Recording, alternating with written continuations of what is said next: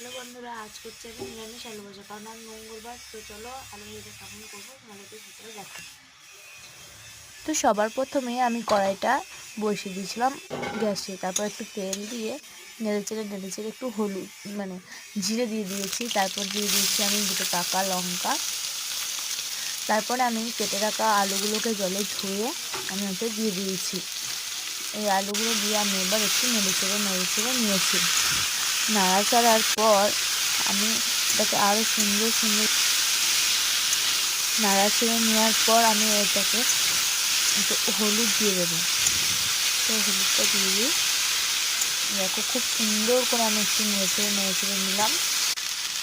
দেখো হলুদ দিয়ে দিয়েছি, এবার হলুদটা দিয়ে আর একটু নেড়ে চেড়ে নিলাম।